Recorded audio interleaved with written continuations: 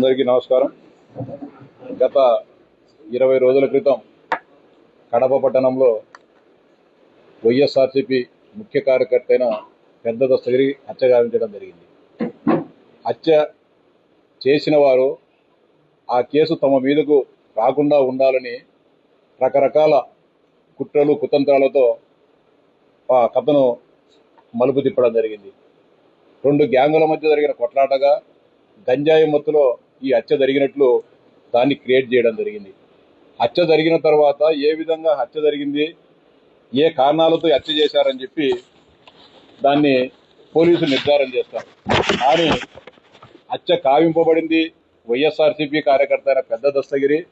హత్య చేయించింది, హత్య వెనుక ఉన్న కుట్రదారులు సూత్రధారులు కడప జిల్లాకు సంబంధించిన వైఎస్ఆర్సీపీ మాజీ ప్రజాప్రతినిధులు. హత్య జరిగిన వెంటనే దాని కారణాలు కానీ తెలుసుకోకుండా ఈ హత్యను గంజాయి బ్యాచ్ చేసిన హత్యగా సాక్షి పత్రికలో దీన్ని ఏదో విధంగా తప్పుడు ప్రచారంగా ఇది గంజాయి మత్తులో జరిగిన హత్యగా తీర్చిదిద్దే కార్యక్రమానికి సాక్షి పత్రిక శ్రీకారం చుట్టడం జరిగింది. ఈ హత్యకు ప్రధానమైన కారణం ఎవరైతే హత్య చేశారో, హత్య కావించబడ్డారో వారికి చిన్న చిన్న విభేదాలు అలంకారపురంలో ఉండొచ్చు, కానీ అవి హత్య చేసుకునే హత్యలు కావు. కానీ ఆ చిన్న గలాటను సాకుగా తీసుకొని అంతవరకు పెద్ద దస్తగిరి మీద అసూయ విద్వేషాలతో రగిలిపోతున్న కమలాపురం మాజీ శాసనసభ్యుడు, అదేవిధంగా కడప డిప్యూటీ మేయరు అప్పటికప్పుడు కొన్ని గంటల ముందే కుట్రవన్నీ వారిని రెచ్చగొట్టి పెద్ద మొత్తంలో డబ్బులు ఇచ్చి రిమ్స్ హాస్పిటల్ దగ్గరికి వచ్చిన పెద్ద దస్తగిరిని హత్య కావించడం జరిగింది.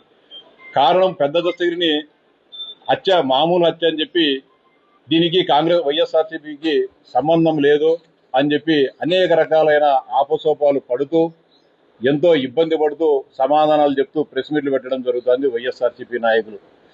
అనేక మంది కార్యకర్తలు మామూలుగానే చనిపోతే పోయి పరామర్శించే జగన్మోహన్ రెడ్డి గారు మీ పార్టీకి సంబంధించిన ఒక ముఖ్య కార్యకర్తని మీరే ఒప్పుకుంటున్నారు. రవీంద్రనాథ్ రెడ్డి గారు, సురేష్ బాబు గారు అందరూ కానీ చెప్తారు పెద్ద దస్తగిరి మా పార్టీకి సంబంధించిన ముఖ్య నాయకుడు. ఇంత ముఖ్య నాయకుడు ప్రత్యర్థుల చేతులు హత్య గావించబడితే పులివెందులలో మన 3 రోజుల పాటు జగన్మోహన్ రెడ్డి గారు పులివెందుల్లో ఉన్నారు. అంత ముఖ్య కార్యకర్త హత్య గావించబడి అంత సంచలనాత్మకంగా ఈ రాష్ట్ర వ్యాప్తంగా ఒక చర్చ జరిగేటప్పుడు మీరు ఎందుకుగా నా కుటుంబాన్ని పరామర్శించలేదని చెప్పి జగన్మోహన్ రెడ్డి గారిని ఆ పార్టీ నాయకులు నేను సూటిగా అడుగుతా ఉన్నా. కనీసం చిన్న చిన్న విషయాలకే పెద్ద ఎత్తున స్పందించే జగన్మోహన్ రెడ్డి గారు పెద్ద దస్తగిరి హత్యను ఖండించలేదు, ఆ కుటుంబానికి సానుభూతి కూడా చెప్పలేదు. కారణం పెద్ద దస్తగిరి ప్రతినిధికి వీళ్ళ ముగ్గురి మధ్యలో వందల కోట్ల రూపాయల భూ లావాదేవీలు ఉండడమే ప్రధాన కారణం. మొత్తం ఇద్దరి ప్రజాప్రతినిధులకు సంబంధించిన బినామీ లావాదేవీలు, అనేక మంది బెదిరించి అదిలించి రాయించుకున్న భూముల అగ్రిమెంట్లు, నకిలీ డాక్యుమెంట్లు ఇవన్నీ కూడా పెద్ద దస్తగిరి దగ్గర ఉండడము, పెద్ద దస్తగిరికి ఈ ముగ్గురికి మధ్య వచ్చిన ఆర్థిక లావాదేవీ వచ్చిన విభేదాలతోనే ఈ హత్య కావించడం పడింది. మొత్తం అలంకానపల్లె చుట్టుపక్కల ప్రాంతాల్లో, కడప నగరం చుట్టుపక్కల ప్రాంతాల్లో పెద్ద దస్తగిరిని అడ్డు పెట్టుకొని వారిద్దరూ చేసిన అరాచకాలు అన్ని ఇన్ని కావు. అంటే ప్రభుత్వ భూములను ఆక్రమించడము, ప్రభుత్వం గతంలో పేదలకు డీకేటీ పట్టాలుగా ఇచ్చిన భూములను బలవంతంగా తీసుకొని వాటిని అధికారులను ప్రలోభపెట్టి వారి మీద తమకున్న అప్పుడు అధికారాన్ని అడ్డం పెట్టుకొని ఎన్ఓసీలు తీసుకొని లేఅవుట్లు వేయడము, ఫ్లాట్లుగా వేసి వందల కోట్ల రూపాయలను వారు ముగ్గురు కలిసి ఆర్జించడం జరిగింది. అలాగే ఏదైనా వివాదాస్పద స్థలాలను కూడా కొనుక్కొని వాటిని కూడా తమ కబ్జాల్లో పెట్టుకోవడం జరిగింది. ముఖ్యంగా కడప కార్పొరేషన్ సరిహద్దులో ఉండే సర్వే నెంబర్ 492లో వీళ్ళు ఒక వెంచర్ కూడా వేయడం జరిగింది. వీళ్ళు ముగ్గురు కలిసి, పెద్ద దస్తగిరి ఆ ఇద్దరు మాజీ ప్రజాప్రతినిధులు కలిసి 492లో కాలువ పోరంబోకును 97 సెంట్ల కాలువ పోరంబోకును ఆక్రమించి వీరు కొంత భూమి కొనడం జరిగింది. 492లో ఉన్న కాలువ పొరంబోకును ఆక్రమించుకొని ప్లాట్లు వేయడం జరిగింది. అదేవిధంగా ఈ భూమి వెనుకల పుల్లయ్య అనే ఒక దళిత సోదరునికి 1 ఎకరా 50 సెంట్లు గతంలో ఎప్పుడో ప్రభుత్వము డీకేటీ పట్టాలో ఇవ్వడం జరిగింది. ఆ పుల్లయ్య పేరును తీసేసి పెద్ద దస్తగిరి తండ్రి గారి పేరు కూడా పుల్లయ్యే. ఈ భూమి పెద్ద దస్తగిరి తండ్రి పుల్లయ్యదని చెప్పి పెద్ద దస్తగిరి తండ్రి పుల్లయ్య పేరుతో ఈ రెవెన్యూ రికార్డులో మార్పులు చేర్పులు చేసి ఆ భూమిని కూడా ఆ దళితులకు సంబంధించిన 1 ఎకరా 50 సెంట్ల భూమిని, వాగుపురం పోగైన 97 సెంట్ల భూమిని, ఇంకా కొంత భూమిని కలిపి సెంటు 12 లక్షల రూపాయలతో వీళ్ళంతా కూడా అమ్మి కోట్లాది రూపాయలు ఆర్జించడం జరిగింది. ఈ వచ్చిన డబ్బుతో గిఫ్ట్ గా పెద్ద దస్తగిరి కమలాపురం మాజీ శాసనసభ్యుడు రవీంద్రనాథ్ రెడ్డికి ఒక పెద్ద బంగ్లా కూడా కట్టించడం జరిగింది ఆ భూమిలో. ఇంత పెద్ద బంగ్లా ఎవరు చూసినా కూడా ఆ ప్రాంతంలో ఉండే గూడూరు కానీ అలంకానపల్లి వాళ్ళందరికీ కూడా తెలుసు. ప్రభుత్వ వాగుపోరం బోగును పుల్లయ్యకు సంబంధించిన 1 ఎకరా 50 సెంట్ల డీకేటీ భూమిని ఆక్రమించుకొని సెంటు 12 లక్షల రూపాయలతో అమ్ముకొని ఇంత బంగ్లాలన్నీ కట్టుకోవడం జరిగింది. ఇదే విధంగా తర్వాత పోలీసులు అనేక రకాలైన విచారణలు చేపట్టిన తర్వాత ఈ హత్య గంజాయి హత్య కాదు, ఈ హత్యలో మాజీ ప్రజాప్రతినిధుల పాత్ర ఉందని తెలిసిన తర్వాత రకరకాలుగా మాట్లాడడం జరుగుతోంది. పెద్ద దస్తగిరి భార్య వీళ్ళ పేర్లు చెప్పలేదని మాట్లాడుతున్నారు. పెద్ద దస్తగిరి భార్య కానీ ఆయన కుమారుడు కానీ చెప్పింది ఒకటే, ఈ హత్య ఎవరు చేశారో, ఈ మాజీ ప్రజాపలకు సంబంధం లేదని ఆమె చెప్పడంలే. ఈ హత్య ఎవరు చేశారో, ఈ హత్య వెనుక ఎవరు కారణభూతులో నిజాలు నిగ్గు తేల్చాలని చెప్పి స్పష్టంగా చెప్పడం జరుగుతోంది. ప్రభుత్వం కూడా దీనిపైన సీరియస్ గానే చర్యలు తీసుకుంటుంది. 3 పోలీసు అధికారులు కూడా ఈ కేసు విషయంలో నిర్లక్ష్యంగా వ్యవహరించారని చెప్పి వారిపైన కూడా చర్యలు తీసుకోవడం జరుగుతూ ఉంది. ఇంత జరుగుతూ ఉంటే ఏ ఒక్కరు కూడా ఆ కుటుంబాన్ని పరామర్శించిన పాపాన వలె. మళ్ళీ ఎంత దారుణం అంటే వీళ్ళే చంపుతారు, మళ్ళీ వీళ్ళే పోయి పరామర్శించడం జరుగుతుంది. అంటే ఈ రాష్ట్రంలో గత అనేక సంవత్సరాలుగా వైఎస్ఆర్సీపీ నాయకులు జరిగిన హత్యలుగాను వాళ్ళు చేసిన చూస్తే వీళ్ళే చంపుతారు. ఇప్పుడు ఎవరైతే ముద్దాయిగా అనుమానిత వ్యక్తిగా ఉన్నాడు నిత్యానంద రెడ్డివి మళ్ళీ పెద్ద దస్తగిరిని పరామర్శిస్తాడు.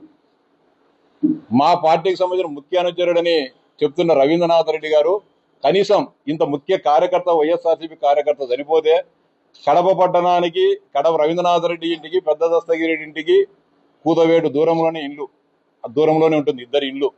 కనీసం పరామర్శించడం కానీ పోలే. మీ కార్యకర్త అనేటప్పుడు పరామర్శించే బాధ్యత ఒక రాజకీయ పార్టీ నాయకునిగా బాధ్యత లేదా అని అడుగుతాను నేను. ఈ విధమైన పరంపర అంటే ఏ హత్య చేసినా కూడా, అదేవిధంగా అనంతబాబు శాసనమండలి సభ్యుడు అనంతబాబు తన డ్రైవర్ సుబ్రహ్మణ్యాన్ని కొట్టి చంపి జగన్మోహన్ రెడ్డి గారు ముఖ్యమంత్రిగా ఉన్నప్పుడే కారులో వేసుకుపోయి డోర్ డెలివరీ చేసిన సందర్భాలు మనం చూసాం. అలాగే అనేక సంఘటనలు వివేకానంద రెడ్డి హత్యకు సంబంధించిన హత్య అప్పటి నుంచి ఇప్పటి వరకు జరుగుతున్న అన్ని పరంపరలను పరిశీలిస్తే వైఎస్ఆర్సీపీ నాయకులు ఎన్ని కుట్రలు ఎంత దుర్మార్గాలకు పాల్పడతారో కూడా మనకు స్పష్టంగా అర్థమవుతోంది.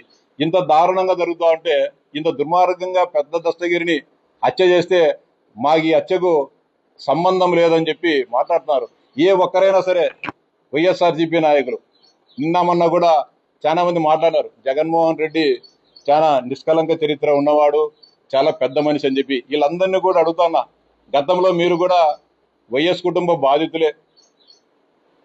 గతంలో మీ మీద కూడా అక్రమ కేసులు అందరి మీద పెట్టిన వాళ్ళు అందరి మీద, మా మీద పెట్టినారు, మీ మీద పెట్టినారు. అంటే అవన్నీ కూడా ఆ కేసులన్నీ కూడా వాళ్ళు నిజంగానే మనం తప్పు చేసింటేనే కేసులు పెట్టినారని మీరు ఒప్పుకుంటారని అడుగుతాను నేను. సమర్థించేదానికి కూడా ఒక హద్దు ఉండాల. ఏ ఒక్క నాయకుడైనా దీనిపైన సమగ్ర విచారణ జరపండి, నిజాలు నిగ్గు తేల్చమని చెప్పి ఈ జిల్లాలో ఉన్న వైఎస్ఆర్సీపీ నాయకులు ఎవరైనా కూడా మాట్లాడారని అడుగుతున్నా. ఎవరు కూడా మాట్లాడడంలే. ఎంతసేపు ఉన్నా కూడా పెద్ద దస్తగిరి భార్య చెప్పలే, పెద్ద దస్తగిరి కొడుకు చెప్పలే, మాకు సంబంధం లేదని అబద్ధాలు చెప్తా ఉన్నారు తప్ప వాస్తవాలు మాట్లాడే పరిస్థితి లేదు. ఈ సందర్భంగా కడప జిల్లా ప్రజలందరూ కూడా విజ్ఞప్తి చేసేది ఒకటే, వీరి హత్యా పరంపరను ఖండించాల్సిన బాధ్యత, వీరి నిజస్వరూపాన్ని తెలుసుకోవాల్సిన బాధ్యతను, గతంలో అనేక దశాబ్దాలుగా కడప జిల్లాలో జరుగుతున్న హత్యలను ఒకసారి గమనించాల్సిన అవసరం ఉంది. వాళ్ళే వాళ్ళ కార్యకర్తలను చంపుతారు, మళ్ళీ వాళ్ళే దండలేస్తారు. ఈ విధమైన వ్యవహార శైలి ఉంది. ఈ సందర్భంగా జిల్లా అధికార యంత్రానికి కూడా విజ్ఞప్తి చేస్తా ఉన్నాం. ప్రత్యక్షంగా జిల్లా కలెక్టర్ గారిని, రాష్ట్ర ప్రధాన కార్యదర్శిని కూడా వచ్చే వారం కలిసి విజ్ఞాపిస్తాం. 2019-24 మధ్య కాలంలో రెవెన్యూ అధికారులు ఎన్ఓసీలు ఇవ్వడం జరిగింది. చుక్కల భూములు అని చెప్పి, నిషేధిత భూములు అని చెప్పి, లేకుంటే ఫ్రీ హోల్డ్ కింద నిషేధిత భూముల జాబితాలో నుంచి తొలగించడం జరిగింది. ముఖ్యంగా కడప నగరం చుట్టుపక్కల ప్రొద్దుటూరు, రాయచోటి, రాజంపేట ప్రాంతాలలో వందల వేల ఎకరాల కోట్లాది రూపాయలైన, అంటే దాదాపు వేల కోట్ల రూపాయల విలువైన భూములకు ఎన్ఓసీలు ఇవ్వడం జరిగింది. ఈ ఇచ్చిన ఎన్ఓసీలు ఒక్కొక్కటి ప్రత్యేకంగా పరిశీలించి ఇది నిజంగా ఎన్ఓసి ఇవ్వదగ్గ భూమా కాదా అని చెప్పి నిజాలు నిగ్గు తేల్చాలని చెప్పి రెవెన్యూ యంత్రాంగానికి కూడా విజ్ఞప్తి చేస్తా ఉన్నాం. దాని మీద లిఖితపూర్వకంగా కూడా విజ్ఞప్తి చేస్తాం. అదేవిధంగా తొందరలోనే కడప పట్టణంలో ఈ మాజీ ప్రజాప్రతినిధులు చేసిన దుర్మార్గాలు, ఆక్రమణలు, దురాఘాతాలు అన్నిటిపైన కూడా వాస్తవ పరిస్థితిని కూడా ఆ ప్రాంతానికి వివరించి ఈ జిల్లా ప్రజలకు వాస్తవాలు తెలియజెప్తాం.